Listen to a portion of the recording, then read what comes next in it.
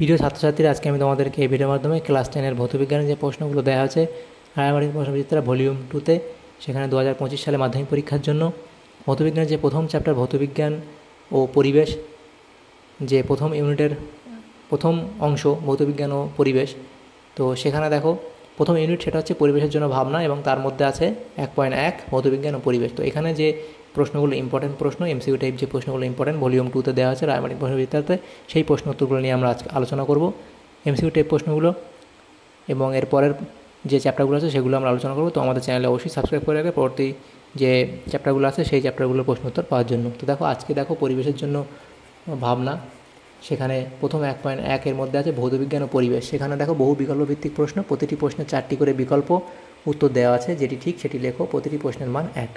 প্রথম প্রশ্ন দেখো কি বলা আছে, এগুলো খুব ইম্পর্টেন্ট প্রশ্ন, 3টে করে স্টার দেওয়া আছে। দেখো প্রথম প্রশ্নে বলা আছে পদার্থ কোন গ্যাসটি ওজোন স্তরে ওজোন ক্ষয়ে সহায়তা করে। এটা হবে অপশান সি, অর্থাৎ ক্লোরোফ্লুরোকার্বন। অথবা দিয়ে প্রশ্ন ছিল ওজোন স্তর ধ্বংসে অনুঘটকের কাজ করে, এটা হবে অপশান সি, অর্থাৎ সিএফসি। নেক্সট প্রশ্নে বলা আছে গ্রিনহাউস গ্যাস হিসেবে পৃথিবীর উষ্ণতা বৃদ্ধির জন্য কোন গ্যাসটির অবদান সবচেয়ে বেশি। সেটা হবে CO2, option C, CO2। Next প্রশ্ন বলা আছে পদার্থ কোনটি ওজোন স্তরকে ক্ষয় করে না। এটা হবে অপশান সি, CO2। নেক্সট প্রশ্নে বলা আছে 4 দাগের সৌর বিকিরণের যে রশ্মি গ্রিনহাউস এফেক্টের জন্য দায়ী তা হলো অবলোহিত রশ্মি, অপশান বি। নেক্সট প্রশ্নে বলা আছে পদার্থ কোনটি গ্রিনহাউস গ্যাস নয়। সেটা হবে কি অক্সিজেন, অপশান ডি হবে সঠিক উত্তর, অক্সিজেন। নেক্সট প্রশ্ন অথবা দিয়েছিল পদার্থ কোনটি গ্রিনহাউস গ্যাস নয়, N2O, CO2, CH4 এবং অপশান ডি আছে কি O2। তো অপশান ডি হবে সঠিক উত্তর, অক্সিজেন। নেক্সট প্রশ্ন বলা আছে বায়ুমণ্ডলের কোন স্তরটির ঘনত্ব সবচেয়ে বেশি। এটা হবে ট্রোপোস্ফিয়ার, অপশান এ হবে সঠিক উত্তর। এবং এর পরের যে এমসিকিউ প্রশ্ন সেটা দেখো 7 দাগের প্রশ্ন, সেখানে কি বলা আছে অতিবেগুনি রশ্মির ক্রিয়ায় সিএফসি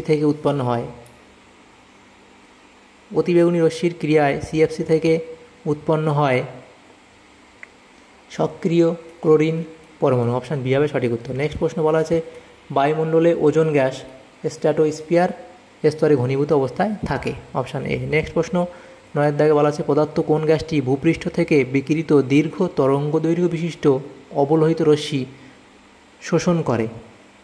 এখানে হবে CH4, অর্থাৎ মিথেন, অপশান সি। নেক্সট প্রশ্ন সূর্যের অতিবেগুনি রশ্মি যে স্তরে শোষিত হয় তা হলো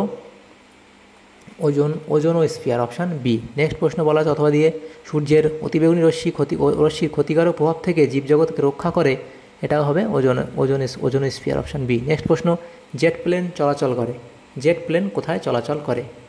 এটা হবে অপশান বি, অর্থাৎ স্ট্র্যাটোস্ফিয়ারে। নেক্সট প্রশ্ন প্রতি কিলোমিটার উচ্চতা বৃদ্ধিতে বায়ুর উষ্ণতা প্রায় এখানে হবে 10 ডিগ্রি কমে 6.5 ডিগ্রি বাড়ে, নাকি 6.5 ডিগ্রি কমে, নাকি 10 ডিগ্রি বাড়ে। সঠিক উত্তর অপশান সি, 6.5 ডিগ্রি সেন্টিগ্রেড কমে। নেক্সট প্রশ্ন যেটি গ্রিনহাউস গ্যাস সেটি হলো nitrous oxide, option C. Next প্রশ্ন স্বাভাবিকভাবে ওজোন স্তর গঠিত হয় ইউভি রশ্মির সঙ্গে O2 এর বিক্রিয়ায়। নেক্সট প্রশ্ন 15 দাগের প্রশ্ন সিএফসি দ্বারা বায়ুমণ্ডলের যে স্তর ক্ষতিগ্রস্ত হয় তা হলো মেসোস্ফিয়ার, ট্রোপোস্ফিয়ার, এক্সোস্ফিয়ার, নাকি ওজোনোস্ফিয়ার। তো এখানে তোমাদের সঠিক উত্তর হবে ওজোনোস্ফিয়ার, অপশান ডি। তারপরে প্রশ্ন আছে কি যে গ্যাসটি গ্রিনহাউস গ্যাস এবং যার জলীয় দ্রবণ আলমিক, সেটি হলো সেটি হলো CO2, অপশান সি। নেক্সট প্রশ্ন বায়ুমণ্ডলের উষ্ণতম স্তরটি হলো থার্মোস্ফিয়ার, অপশান ডি হবে সঠিক উত্তর।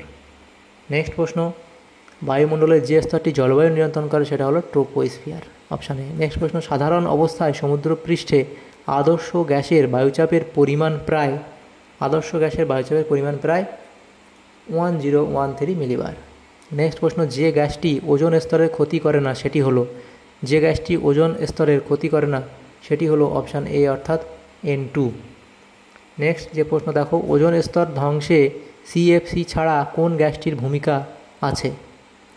এখানে হবে NO, অপশান ডি হবে সঠিক উত্তর। নেক্সট যে প্রশ্ন সেখানে বলা আছে বায়ুমণ্ডলের ওজোন স্তর সৃষ্টি হওয়ার কারণ হলো আলোক রাসায়নিক বিক্রিয়া। নেক্সট প্রশ্ন, বায়ুমণ্ডলের শীতলতম স্তরটি হলো মেসোস্ফিয়ার, অপশান সি হবে সঠিক উত্তর। তাহলে দেখো এখানে যে এমসিকিউ টাইপ প্রশ্নগুলো ছিল ভৌতবিজ্ঞান ও পরিবেশ এই চ্যাপ্টারের মধ্যে যে ইম্পর্টেন্ট এমসিকিউ টাইপ প্রশ্নগুলো ছিল সেগুলো আমরা আলোচনা করলাম এই ভিডিওর মাধ্যমে। যদি তোমাদের সামান্যতম উপকার এসে থাকে তো অবশ্যই লাইক করবে, আর যদি তোমরা পরবর্তী প্রশ্নগুলো নিতে চাও অর্থাৎ অতি সংক্ষিপ্ত যে প্রশ্নগুলোর উত্তর পেতে চাও তো অবশ্যই কমেন্ট বক্সে কমেন্ট করবে, তাহলে সেই প্রশ্ন উত্তরগুলো আমরা করে দেওয়ার চেষ্টা করব। Thank you, thanks for watching.